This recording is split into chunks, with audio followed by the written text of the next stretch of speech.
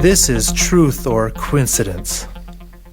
The Y chromosome, which is passed only from father to son and does not exist in females, was the subject of a recent study by a group of evolutionary biologists led by Robert Dorrit of Yale.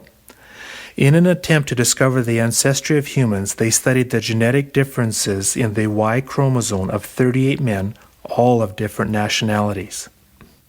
The premise for their research was that any divergence in the Y chromosomes found among men today must have arisen through natural evolutionary processes.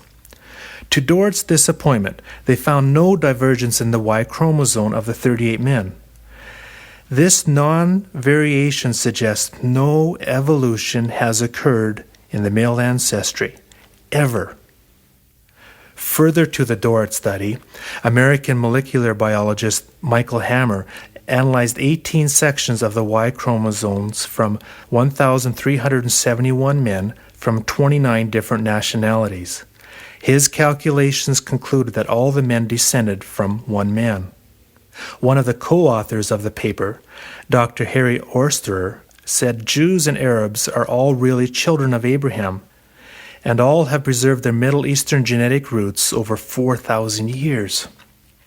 A parallel investigation of women's genetic variations also found the differences to be so slight that theorists concluded women could trace their lineage only a couple of 100,000 years at most to a common ancestor, whom the scientists called Eve. We won't argue with that name.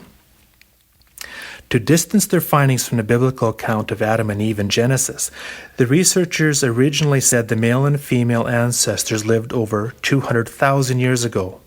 Recent DNA studies have now narrowed that time frame to as short as 6,000 years. And that's not all. These studies also revealed a genetic bottleneck that is easily explained by the account of Noah's flood. The Word who said all people share the same set of great-great-great-great-grandparents wants you to focus beyond what you can see. This is Dennis Bank with Truth or Coincidence?